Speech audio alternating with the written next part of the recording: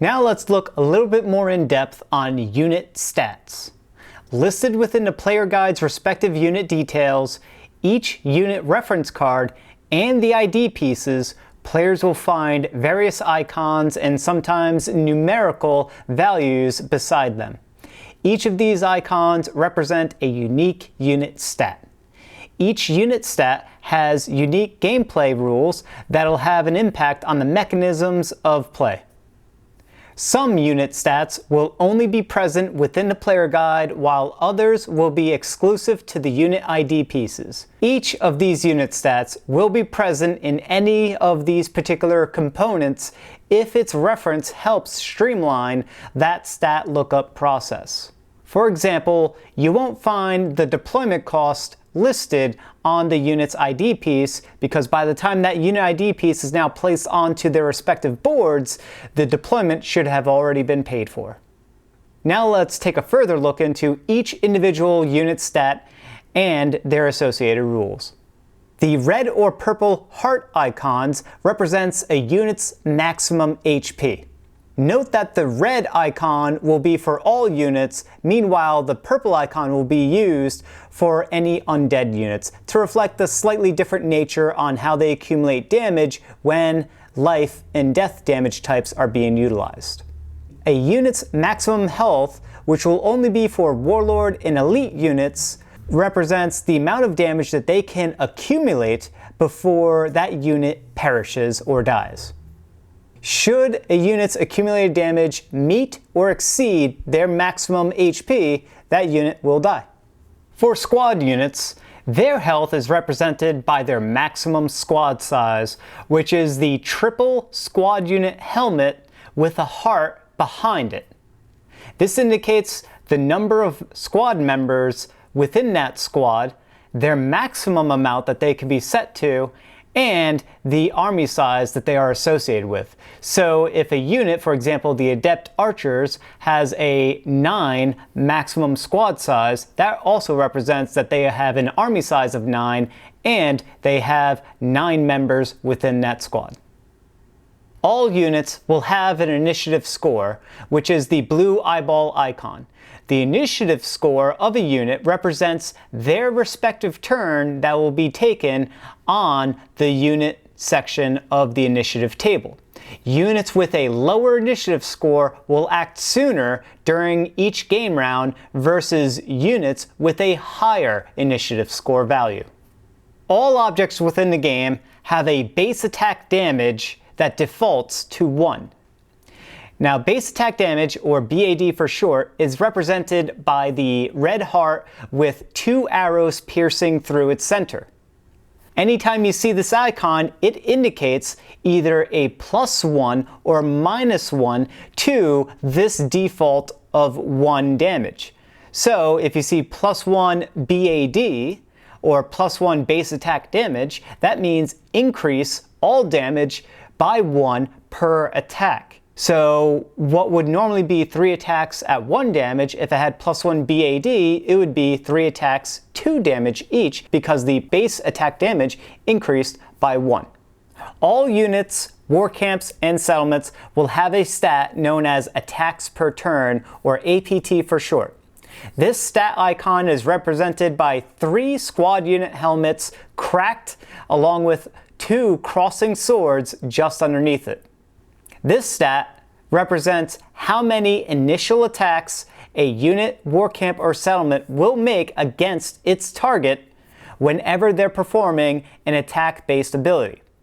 For units that do not have any attack abilities listed, their APT, or attacks per turn stat, will be set to 0. The deployment cost stat represents how much gold must be paid in order to deploy the associated unit. This stat icon is represented by a parchment paper with a gold right over it. If the player doesn't have enough gold to cover the cost of deployment, then that unit cannot be deployed. There are some unique unit abilities which allow for free unit deployment, which means 0 gold is paid in these instances. The Upkeep Cost stat is represented by a map, campsite, and gold. Units with a listed upkeep cost stat, which are squad and elite units only, require that their controlling player pay gold during the end of round upkeep rule in order to keep these units deployed within their respective army. If the player doesn't have enough gold to cover the cost of upkeep, then that associated unit will retreat from their army. There are some effects which can increase or decrease a unit's upkeep cost, while other effects can double or triple a unit's upkeep cost. When calculating a unit's current upkeep cost, first apply all of the increasing and decreasing upkeep cost effects, then apply the doubling or tripling upkeep cost effects afterwards. When multiple doubling or tripling upkeep cost effects are applied to the same unit, these effects will stack. As an example, the Begotten Witches have an upkeep cost of 4 gold. If they are occupying desert terrain, which doubles an occupying unit's upkeep cost, then their current upkeep will cost 8 gold instead of the typical 4. A unit's current upkeep cost is also going to be calculated and referenced during the resolution of other effects. In addition to restock, resupply, buy loyalty, and refund loyalty, there are some unique unit abilities which may reference and utilize a unit's current upkeep. Keep in mind that during the end of round handling, paying for a unit's upkeep is optional. If a player decides not to pay for a unit's upkeep, that unit proceeds to retreat from their army. As a reminder, warlords do not have an upkeep cost and are unaffected by all upkeep effects. Disabled units will have their upkeep costs skipped during the end of round upkeep handling. The presence stat is represented by a blue star with a fist over it icon. This stat is unique for warlord units. It represents the influential aura that emanates from warlords, affecting both ally and enemy units that are within its respective listed stat range. The presence of a warlord covers both ground and sky terrain that is within X listed spaces. For example, some warlords will have a presence of 2, which means within 2 spaces, while other warlords will have a presence of 3, which means within 3 spaces. Each warlord also has unique unit abilities which will have an effective range based on their presence. Additionally, there are other abilities, rules, and events which require checking if a unit is within the range of a warlord's presence. Here are some examples of how presence is utilized beyond a warlord's unique unit abilities. Presence impacts whether an ally unit can perform duel interruption while 2 warlords are in an active duel. Only ally units that are within their warlord's presence can perform the duel interruption ability. During the Persuade event, a warlord can target any enemy unit that is within their presence. Chaos and Law units that are within their warlord's presence can gain loyalty when combat occurs.